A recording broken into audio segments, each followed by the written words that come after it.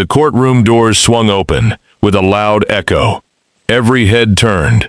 A decorated Army officer in full-dress uniform stepped inside, carrying a sealed military case marked Official Records. The confident smile on HOA President Vivian Ashcroft's face slowly disappeared. Judge Margaret Ellison adjusted her glasses. "Counselor," she asked calmly, "identify yourself for the record." The officer stood tall. Lieutenant Colonel Adrian Hollowell, United States Army Judge Advocate General's Corps. "I have evidence directly related to this case." The courtroom fell silent. Only one question remained. Why would the United States Army send a JAG officer to defend one disabled veteran against a neighborhood HOA?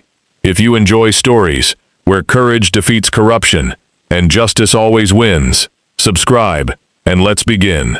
3 months earlier, the quiet neighborhood of Cedar Ridge Estates in Franklin, Tennessee, looked like the perfect place to heal. For Army veteran Elias Thornton, peace had become more valuable than anything money could buy. After multiple overseas deployments, he had returned home carrying invisible wounds. Crowded places triggered panic. Unexpected noises sent his heartbeat racing. Some nights he woke up believing he was still in combat. But beside him was the one companion who never failed him, a 4-year-old black Belgian Malinois named Koda. The service dog sensed panic attacks before Elias even realized they were coming. One gentle nudge from Koda could stop an episode before it became dangerous. Neighbors often smiled as they passed them during morning walks. Children waved. Retired couples thanked Elias for his military service. For the first time in years, life finally seemed normal, until the HOA election changed everything. The newly elected president, Vivian Ashcroft, believed every rule should be enforced without exception. Perfect lawns, perfect houses, perfect silence. During her first neighborhood inspection, she noticed Koda lying quietly beside Elias on the front porch. She stopped. "What kind of dog is that?"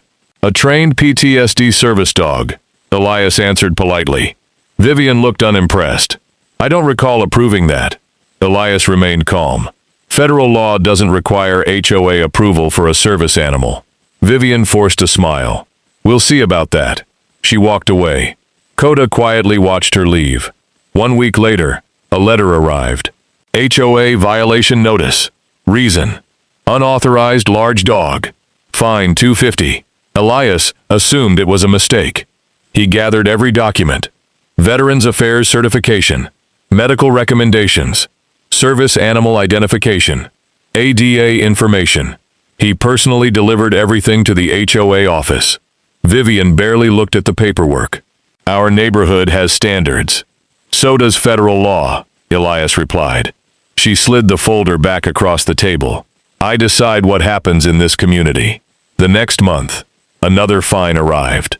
Then another. Soon the total exceeded $1,000. Neighbors who once greeted Elias began avoiding him. Rumors spread through the community. Some believed Koda had attacked someone. Others claimed Elias was pretending to have PTSD just to avoid HOA rules. Every rumor came from anonymous complaints. No evidence, no witnesses, only whispers. One evening, Elias overheard 2 residents talking outside a mailbox. "I heard that dog isn't even certified. They say veterans fake those papers all the time." Elias quietly turned around, without saying a word. Koda walked beside him, sensing his rising anxiety.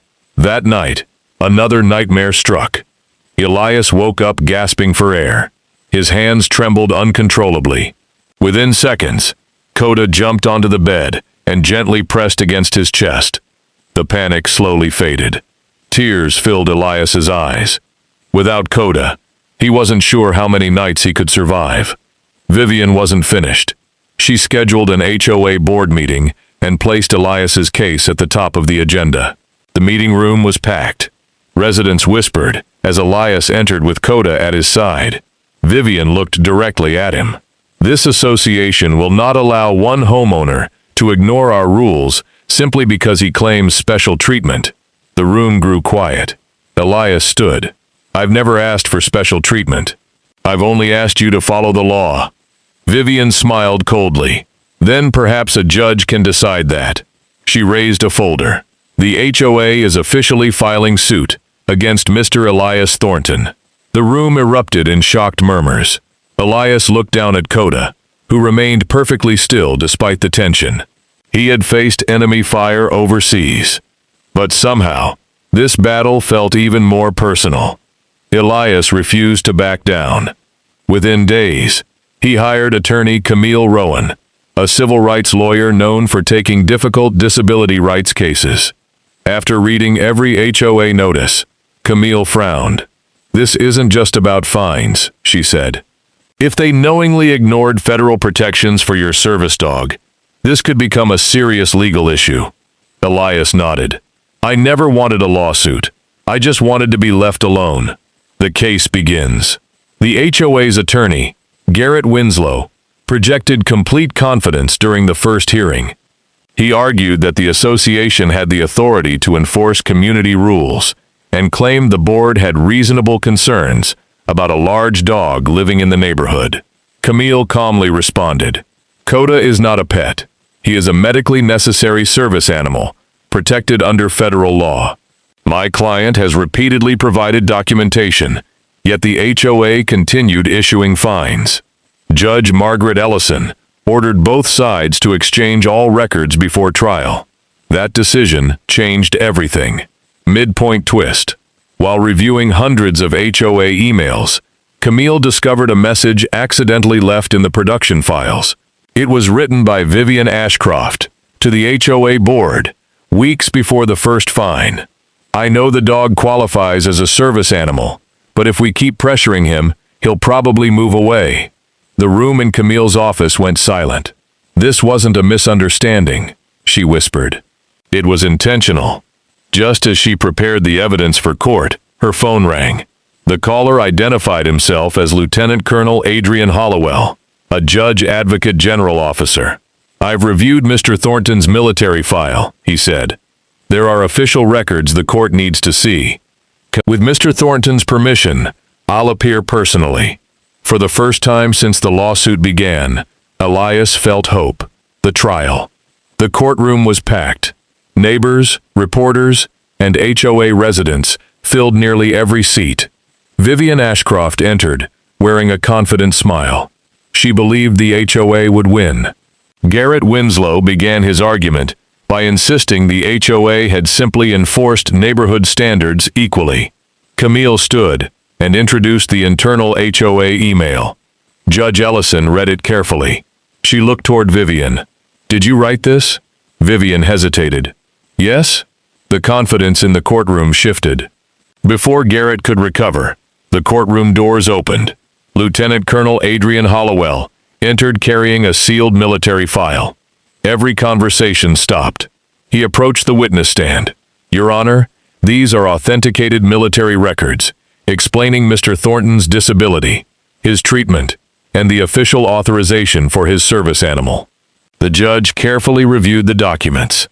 They confirmed that Elias had suffered severe combat-related trauma during an overseas deployment, and that Koda had been assigned as part of his long-term medical treatment after extensive evaluation. There was no question about the dog's legitimacy.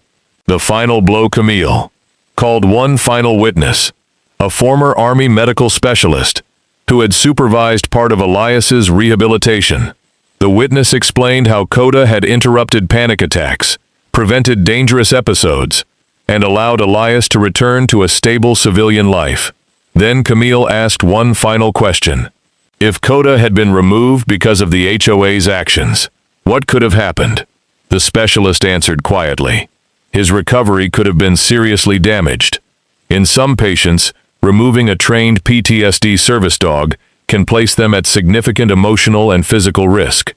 The courtroom became completely silent. Several jurors lowered their eyes. Even a few spectators wiped away tears. Garrett Winslow had no meaningful cross-examination. Judgment Judge Margaret Ellison folded her hands.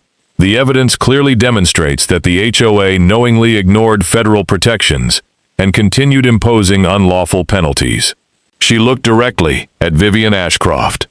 Rules exist to protect communities, not to target vulnerable people. The court ordered. Every HOA fine against Elias Thornton was immediately canceled.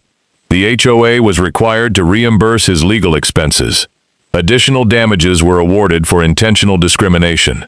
The HOA was directed to revise its policies to comply with federal disability laws. Vivian's expression fell as the ruling was read. The victory she expected had become a devastating defeat. Ending. Outside the courthouse, cameras surrounded Elias. Instead of celebrating, he knelt beside Koda and gently rested a hand on the dog's shoulder. "You never gave up on me," he whispered. Koda leaned against him, calm as always.